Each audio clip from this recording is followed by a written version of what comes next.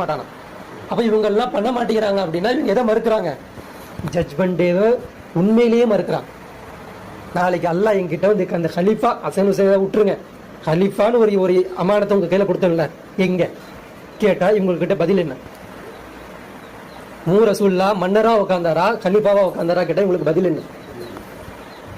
ரசூலுல்லா செல்வத்தின் மேல ஆசை கொண்டாரா, உலகத்தின் மோகத்தின் மேல ஆசை கொண்டாரா? நீ எதை பார்த்து பாடம் எடுத்துக்கிட்டு இருக்க? யாருக்கு சப்ப கட்டிக்கிட்டு இருக்கு? இந்த மாதிரி அல்லாஹ் அவனோட ஸ்டைல அவன் கேட்பான். இது எல்லாம் அல்லாஹ் என்கிட்ட கேட்பானே, நான் எப்படி பதில் சொல்வேன்னு தெரிஞ்சதா? இனி இருக்கக்கூடிய உம்மத்தின் தலைவர்கள் தவறு செய்வாங்களா? அப்ப இவங்க ஏன் செய்ய மாட்டேங்கிறாங்க அப்படின்னா அவங்க எதை மறுக்கிறாங்க? மறுமை அந்த பகுத்தறிவை அவங்க யூஸ் பண்ண மாட்டேங்கிறாங்க. அந்த பகுத்தறிவை எதுக்கு யூஸ் பண்ணணும்? சைத்தானுக்கு எதிராக யூஸ் பண்ணணும். சைத்தானை எப்படி வீழ்த்தணும், சைத்தானை எங்க அடி வாங்குவான், எப்படி அவனை தோக்க அடிக்கணும்னு நம்ம யோசிக்கணும்.